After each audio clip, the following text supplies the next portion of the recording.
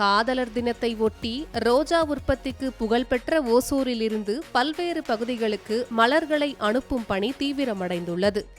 தற்போது ரோஜா மலர்களின் உற்பத்தி எப்படி உள்ளது, அதன் விலை எப்படி உள்ளது என்பது பற்றி இந்த தொகுப்பில் பார்க்கலாம்.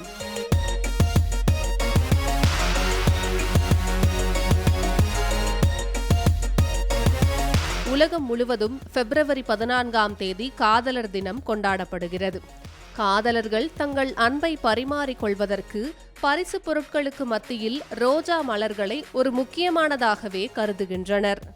இந்த ரோஜா மலர்கள்தான் தமிழகத்தின் எல்லையான உற்பத்திக்கு பெயர் பெற்ற ஓசூர் பகுதியிலிருந்து நாடு முழுவதும் அனுப்பி வைக்கப்படுகிறது.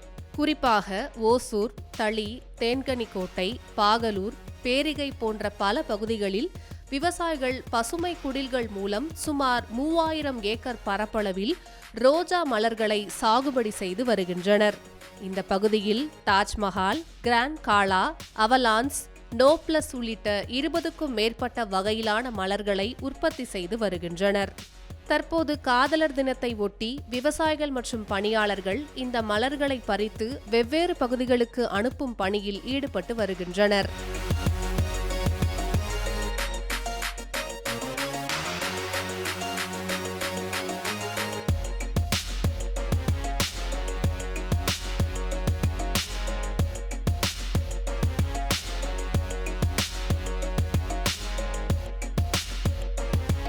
வருடம் முழுவதும் மலர்கள் உற்பத்தி செய்யப்பட்டாலும் குறிப்பாக கிறிஸ்துமஸ், புத்தாண்டு மற்றும் காதலர் தினங்களில் அதிக அளவில் உற்பத்தியை பெருக்கி வருகின்றனர்.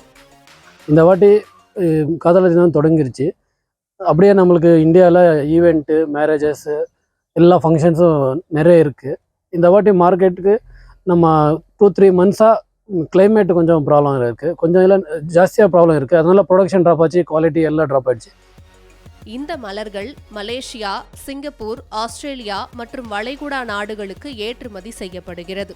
அதே சமயம் இந்த வருடம் உள்ளூர் சந்தையிலும் விற்பனை அதிகரித்து வருவாய் அதிகரித்துள்ளது. நம்மளுக்கு உள்ளூர் மார்க்கெட்லேயே நல்லா இருக்குது. 18 to 20 rupees வரையும் இப்போ மார்க்கெட் போயிட்டுருக்கு. ஈவெண்ட்டுக்கு அதெல்லாம் நல்லா மூவிங்கில் இருக்குது, நல்லா லாபம் வந்துட்டுருக்கு. ப்ரொடக்ஷனும் இருந்துச்சுன்னா நம்மளுக்கு கொஞ்சம் நல்லா இருந்திருக்கும். லாஸ்ட் இயர் நம்மளுக்கு ப்ரொடக்ஷன் ஜாஸ்தி, ரேட்டு கம்மியாக இருந்தது. இந்த வாட்டி ப்ரொடக்ஷன் கம்மி இருக்குது, ரேட்டு ஜாஸ்தி இருக்குது. தற்போது தமிழக அரசும் மலர் உற்பத்தியில் அதிக அளவில் உதவி வருவதால் விவசாயிகள் மகிழ்ச்சி அடைந்துள்ளனர். இந்த பகுதியில் ஏற்றுமதி ஏல மையம் கட்டி முடிக்கப்பட்டு சுமார் 4 ஆண்டுகள் ஆன பின்னும் முழு பயன்பாட்டிற்கு வரவில்லை என்பது அவர்களின் கவலையாக உள்ளது.